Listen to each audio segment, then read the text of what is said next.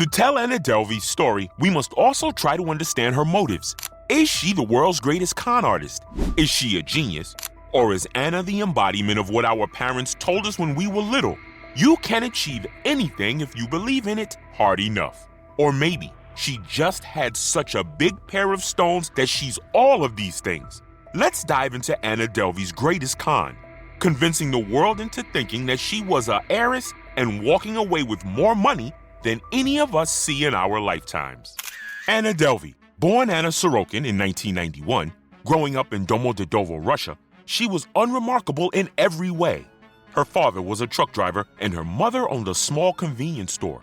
They were so ordinary that no one would look at the family twice. But that all changed when the Sorokins moved to Germany when Anna was 16. She struggled with the German language and was just as average here as she had been back in Russia.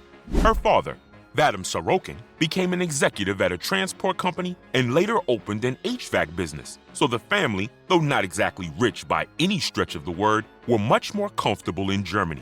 Anna became obsessed with fashion magazines and studied the European upper class. She could recite every lord, duke, and socialite's family ties. She knew what designers they were wearing, where their family fortunes came from, and what parties they were attending at any given time. Her intense obsession with the elite led her to study fashion design in London. Unfortunately, Anna felt stifled by all that studying and gave up in the first year. She moved back to Germany just long enough to snag an internship in Paris for a magazine called Purple. Purple sent Anna to the New York Fashion Week, and that was it for Anna. The moment she touched down in the Big Apple, she decided that that was where she was going to stay. She barely contacted her parents, and when she did, it was only to find out when they were going to give her money to pay rent. It's also at this time that she dropped the name Sorokin and started going by Delvey instead. She claimed that the name came from her mother's maiden name, but both parents have said that Anna's mother's maiden name isn't in any way even close to similar to the rather ambiguous Delvey. Most likely, she chose this name to separate herself from her Russian heritage and because the name has no specific ties to any country of origin, further obscuring her background. Thanks to some artists and designers that she met at Purple, Anna was soon seen at every party of note in New York with her convincing German accent that she'd so carefully curated and an air of sophistication. Anna definitely talked and walked the part of someone who came from wealth. No one questioned her appearance at the elite get-togethers simply because the 22-year-old looked like she belonged there. This was back in 2013, when social media was still in its baby stages. Yet Anna had a massive amount of followers across several platforms that she carefully crafted to make it appear that she was surrounded by the rich, famous, and influential personalities among the upper class. If she wasn't photographed with famous celebrities or designers, then she was posting about visiting galleries, hosting the most prominent artists of the day. Naturally, people did ask her about her background. This is the infamous New York rumor mill after all, where no person of note can walk outside their door without being photographed. Anna was snapped in the background of so many high-end parties that even reporters were starting to ask about who this pretty European girl was.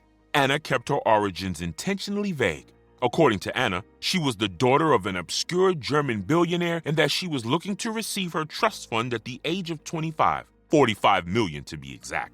Her family name, how they made their billions, and what she was doing in New York were questions that she expertly sidestepped. Anna's whole shtick was to own the lie and to rely on the power of the gossip train, as long as she could control the narrative. If she believed her version of events enough, then so would everyone else, and she wasn't wrong about that at all. No matter how unfamiliar her surroundings, Anna never allowed those around her to notice that she was frazzled. Art beyond her knowledge, a ridiculously famous person walks in, or a bill that couldn't be paid, Anna was never caught off guard. Every single situation was handled as if she'd been in that scenario a million times before. In these elite circles, a whole lot is riding on how well known you or your family are. Just being present at a high-profile party gets you access to loads of free stuff with no questions asked. And daring to ask someone who they are and where they're from is considered rude. It's all about appearances, and nobody could pull off an air of old money like the enigmatic Anna Delvey. Throughout 2013 and 2014, Anna had sold the lie by raking up credit card debt, skipping out before the bill to a meal arrived, and disappearing from the five-star hotel before checkout time. If she were going to cement herself in the scene, she'd have to up the ante big time. Because to be surrounded by the rich and famous wasn't enough. Anna wanted to truly be them. So she devised a plan to recreate the Soho Club here in New York, the private members club that caters to those in the media, arts, and fashion industries through its network of bars, spas, gyms, and events. The Anna Delvey Foundation, or the ADF for short, was going to put her in the middle of all the hubbub. And to make it work, she needed investors. She approached the scam with an amazing amount of professionalism. She chose a historic building, created a portfolio on how its background made it the perfect place for modern artists to congregate, and proceeded to set up outstanding architectural drawings for the renovations, both inside and out. Armed with files that would impress even the best property moguls, she walked into banks, pitching her idea to them, openly inviting them to invest in the next hotspot for the elite. To sell it even more, she expertly falsified statements from Swiss banks, wire transfers, and documentation to the amount of 60 million euros. The financiers at City National Bank and the Fortress Investment Group was sold after that first meeting, despite the fact that Anna spoke to them without any legal representation, financial advisors, or even an architect present. She went on her own, pitched a tale of an heiress with a sound business plan and the money to make it happen. And she did it like a seasoned professional. If Anna ever went into sales, she probably would have become a millionaire all on her own. She left both banks with the financiers virtually falling over their feet to buy into this venture. They were sold. Obviously, they needed to verify her paperwork and all that, but City International gave her a $100,000 loan in good faith while she waited for the official paperwork to finish up. This, coupled with her wealthy friends also buying into the idea, meant that Anna had all the money she needed to buy clothes, jet set to major events, and to pay for the luxurious hotel she stayed at. At one point, Anna invited a few successful photographers to an all-expenses-paid vacation at a luxury Moroccan resort. The trip cost $62,000, and when Anna tried to pay, all of her credit cards bounced. A Vanity Fair photographer, Rachel Williams, paid the bill with her personal savings after Anna assured her that she'd sort this embarrassing mess out at the bank the moment they got back to the States. Rachel was just one of many to fall into these costly traps. Anna kept the charade going for nearly 4 years. In 2017, however, the precarious house of cards, built on mounting piles of debt, started to wobble dangerously. 2 separate banks had lent her money, and they couldn't seem to find this mysterious woman to get it back. And her group of friends was starting to put the pieces together too. A few grand here, a buddy jumping in to cover a declined card there. Even those living the ultra-busy, glitzy life eventually run into each other enough at social events to start talking. But it was the hotels that got her first. 3 separate 5-star establishments filed police reports, making the authorities aware that there was a very ballsy con artist running around. Anna appeared in court to hear her charges, demanding living expenses from the courts, reserved for people of a much higher class than a simple girl from a small Russian town. After that first appearance, Anna booked herself into a rehab facility, trying to buy herself some time to get her ducks in a row and to find a lawyer that was not state-appointed. The press went wild, and why wouldn't they? This story was a gold mine.